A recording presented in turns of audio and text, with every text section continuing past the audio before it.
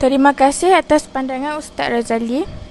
Ustaz, saya mewakili rakan-rakan saya di SMK Bandar Baru Perak ini. Saya ingin bertanya bagaimanakah caranya kami dapat menetapkan hati dan iman supaya kami dapat melawan keinginan kami untuk mengelakkan diri daripada melakukan aktiviti yang lara.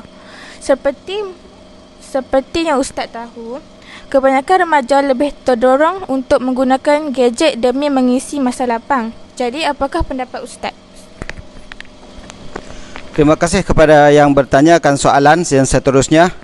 Bagaimanakah caranya untuk menetapkan hati dan iman supaya dapat melawan keinginan untuk mengelakkan diri daripada melakukan aktiviti-aktiviti yang lara ataupun melalaikan? Okey, pada pandangan saya, cara yang paling mudah untuk kita nak mengelakkan diri kita daripada terjebak atau melakukan perkara-perkara yang lara ataupun sia-sia ialah dengan cara kita, tadi saya dah sebut, salah satunya zikir, cara yang paling mudah. Jadi berbalik kepada soalan yang ditanya, bagaimanakah cara untuk kita nak menetapkan hati dan iman? Cara untuk nak menetapkan hati dan iman dalam diri kita adalah dengan cara kita istiqamah. Istiqamah. Apa maksud istiqamah? Istiqamah ini membawa maksud kita al-istimraru fil amalu bisyai'in. Maksudnya berterusan dalam kita melakukan sesuatu perkara. Berterusan ni maksud kata kita sentiasa buat benda yang kita buat itu sebagai satu rutin. Itu namanya istiqamah. Istiqamah contoh di dalam Al-Quran, Allah Subhanahu wa taala berfirman, dia kata fastaqim kama umirtu. Istiqamahlah kamu sebagaimana yang telah kamu diperintahkan oleh Allah Subhanahu wa taala. Istiqamah dalam setiap perkara. Jadi dalam bulan Ramadan yang mulia ini, kita kaitkan dengan kelebihan bulan Ramadan, bagaimana kita nak mengelakkan hati kita daripada lara dan bagaimana cara kita nak menetapkan hati kita supaya lebih meningkatkan keimanan dan ketakwaan kepada Allah Subhanahu wa taala. Jadi salah satu caranya ialah kita istiqamah terhadap apa yang kita buat kepada Allah Subhanahu wa taala. Istiqamah di sini bermaksud kita terus menerus ataupun berterusan dalam kita melakukan sesuatu perkara. Soalan tadi saya menyentuh tentang perkara zikir kepada Allah ataupun kita mengingati Allah Subhanahu wa taala.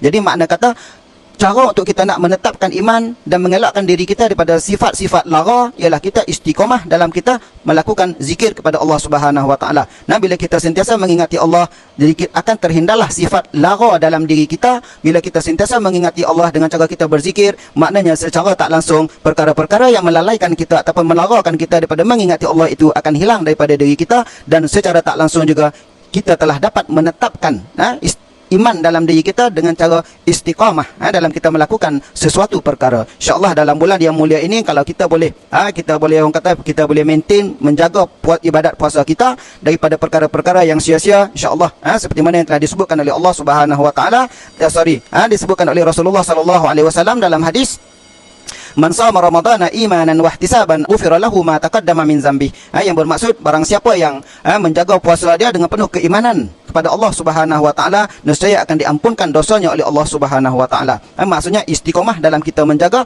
kualiti puasa kita daripada perkara-perkara yang sia-sia ataupun yang melalaikan kita daripada mengingati Allah Subhanahu wa taala. Sebab tu dalam ayat tadi saya bacakan, Allah Subhanahu wa taala berfirman dalam Quran, dia kata ala bi dzikrillahi tatmainnul qulub.